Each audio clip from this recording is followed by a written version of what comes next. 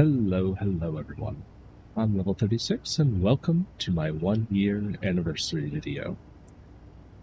It's hard to believe it, but it's actually been a complete year as of today of me posting one video a week, and some weeks with some extras here and there. It's been 2 videos for a while now, about every other week now for Foundry and some other series and stuff thrown in there with Uncle Chop's Rocket Shop. And I figured what better time to kind of do an overview of what we've done in our Stationeers Mars Survival Run, the main series that started this channel off and that we've run for a complete year now, which is kind of crazy that I've been playing this single world in Stationeers for a complete year. It hasn't quite been a year in game. We're on day 335, but we're getting pretty close. So let's go over a few things. So first of all, this is our base, and it's kind of funny because the original base is, well, gone. It's actually this airlock. This airlock area is where the original starter base that I built in episode 1 was constructed. We used to have windows all around here, and then our airlock, this is, I think, the only piece that's actually still left over is this area here, although we've torn all the mechanics out of it, was the airlock that led in and out of our little pressurized area. From there, we built our manufacturing area. Now, this started off much simpler and smaller, just an auto lathe and electronic electroprint, electronic pipe bender. Fairly early on, we built the first iteration of our auto ingot supply system. Still probably the one thing I'm the most proud of in this series is this system and how it works. Just being able to print stuff with the push of a button and not have to deal with moving ingots around. Huge quality of life improvement. I think, well, it's been removed now, but we used to have a arc furnace out here that was our main smelting thing for all of the ores that I'd hand mined through the early section of the game. From there, we continued to improve upon this, eventually encasing it and pressurizing the area. Speaking of pressurization, we should go over and check out our atmospherics area. So this was probably one of the first major projects of the series, as we started off with a much simpler atmospheric setup where it was not inherently safe. Each of these just ran into a small tank and had several close calls with overpressured pipes and liquid forming in the tubes. So at a certain point, I decided to gut it all out and build this monstrosity, which is probably way more complicated than it needs to be, but it does work most of the time. We've had some recent issues which resulted in this drain system and all that, so still not perfect, but certainly better than it was. These are all doing fine. So this is the above ground section of this, and then downstairs is the below ground section, which actually does make this the largest room in the base. All of the pipe routing, the maze of plumbing that gets everything where it needs to go, our atmospheric gas, which is a mix of nitrogen, oxygen, and CO2. Our little tiny growing area from when we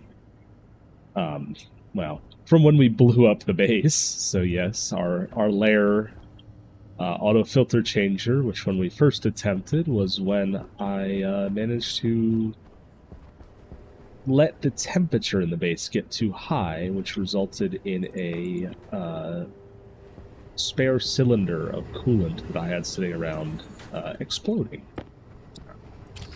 Feed these into the recycler. It's fine. Our sorting system over here, so this is where any of these receptacles, these chute import bins that are around the base, we can drop in whatever we want, and it will go through this sorting system, which is enclosed because this needs to be held at 0 or nil degrees C or complete vacuum so that the ices don't melt when they're getting moved around. But You can feed whatever ices you want into this, or not just ices, any items, and they will get sorted into their respective locations. Ores go out to our ore silos. Unknown items come out right here to either be recycled or filtered into other places. Equipment goes into an equipment vending machine. Ingots go into ingot storage. It's a pretty neat system. I quite like it. It's a good little nice to have more than anything. Our recycling system, it kind of works. It's not great. That's something I can definitely improve, but probably won't get to. Our ice crusher, water network, which is very condensed and not super great. But yeah, this was our original secondary grow chamber from when we almost ran out of food. Because when the base exploded, or shortly before the base exploded, we blew up our airlock by backfeeding a bunch of pressure into it accidentally and absolutely blowing this up, which was, at the time, also our growing area. So that's kind of been some of the older history of the base, as well as what has been my most popular video, which is this automated furnace. Setting it up and getting it running was the best performing video on my channel still, so maybe I should actually make a proper tutorial on how to set one of these up and go through everything from just the core setup, where we have the little box with the furnace in it, to our auto ore request and how that kind of works, and probably fix a couple things to do with it. You can see out the back there the deep miners. Those have been a relatively recent addition, although I wish I would have done that much sooner, which have cut down on the time I spend in this world that isn't actually part of video making significantly. Yeah, our atmospheric spec to this. I'm wandering through this video a little bit. It's not going to be very long, but this has been was our refuge from the rest of the base when this whole area, pretty much back to right here, got blown up, and we've actually gone through and rebuilt it all. I saw a few comments back from when the original explosion happened, wondering if I would just abandon the run, because, well, it wouldn't have been too unreasonable. I mean, this was almost all of our equipment gone, but it was a good challenge, and I think I've done well since then and overcome said challenge. Now we have air conditioning, which will prevent that from happening, and a policy to always vacuum out bottles and never to leave any kind of gas or liquid in a cylinder that is not pressure regulated, excluding the one down there. Hey, it's fine. I'm sure it won't come back to bite us ever again, totally. But, yeah, temperature regulation was the ultimate resolution to that issue. Right around the time we fixed everything is when we started running into power troubles. So you can see my big old solar array out there and our silos as well. Wow, we have actually, what is that? A little over 5,000? Or just 5,000 iron ore? Actually, that might be... that might be something to deal with in a future video, because I don't know if those silos... that silo might be full. Maybe we can check it out. But power system, a custom script I wrote to give us a report of how long until we're either charged or discharged, our status of our percentage of power in the batteries, bunch more batteries, which helps out a ton. Wind turbines to provide almost no passive power. It's really a pitiful amount. But it helps, and during storms it absolutely rips and charges up our batteries almost immediately. But in the big rebuild after the explosion, after this whole area was gone, we improved our auto ingot distribution even more. We also plumbed in our rocket print, which I still haven't actually used, and our tool maker, so it's all networked now. Some new random stuff storage for what I'm building in the episodes. And that kind of brings us to some of the more recent stuff of, like, our upstairs. So this was in very recent episodes. The bedroom over here with our sleeper, shutters, which I kind of feel a little better about leaving open now, and we can actually hear it right now, our auto plant management system. So we've got a hydroponics kit over here that automatically... Okay. I wasn't sure if it had broken or not. Automatically grows various crops, deposits them, keeps them watered, keeps them fed, keeps them happy. So this has been a cool part of this project, is getting this all working and starting to play with some of our plant systems. Lot more to do there, but we're getting there. That weird bug where when we stand here, we can hear the outside world, but, you know, the game's not perfect yet.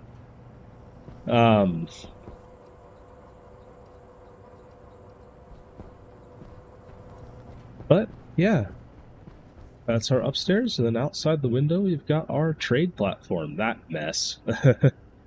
Those have been, well, you actually probably haven't seen that yet, so 2 more videos tomorrow's video and the following week's video will go over my adventures with starting trading. But yeah, this has been our main project for the last year, my main use of time on some of my weekends to record this stuff, and the main growth factor for this channel. Also, recently we've hit 200 subscribers, which I kind of count as a big milestone. It's been a year and we're already at 200 subscribers. Obviously, my channel's existed a lot longer. I still use this as my main channel, though, like watch YouTube on, so... If you look at the creation date, you'll see that it's been around a bit longer, but, you know, for as far as our, my actual posting on this channel, having been just a year, total growth of 200 subscribers, over 3,500 watch hours, it's pretty cool, and I really do appreciate that. I appreciate all of you watching me through this whole time, for giving me your attention, support, comments, advice. I've learned a lot about Stationeers. This has been my first real foray into late-game Stationeers, or even mid-game Stationeers, if I'm being honest. I never set up an advanced furnace before this world, so the fact that I seem to have created a fairly popular series for this game, and people still are watching it, is really cool to me. Just figured I'd head outside for a bit of a larger overview of our Mars base. It's actually pretty impressive when you get this far away.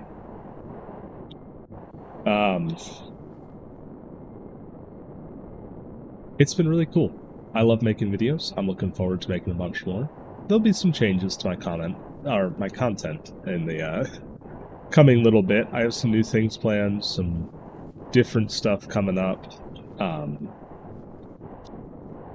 So there's definitely going to be a couple changes, but I think they'll be good overall. I'm still planning on posting weekly for our main series content. I'm looking forward to the new update to Stationeers. That's going to be...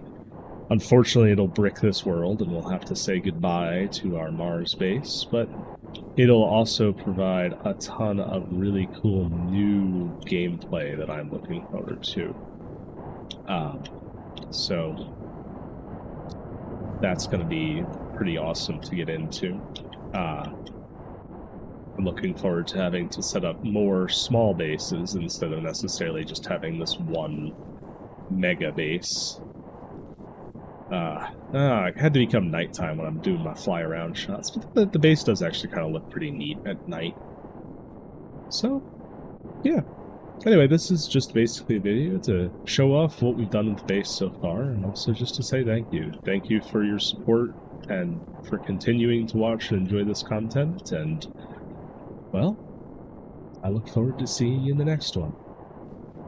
To another great year of YouTube, and hopefully more enjoyable content. I hope you have a wonderful rest of your day. I've been Level36, and I'll see you in the next video.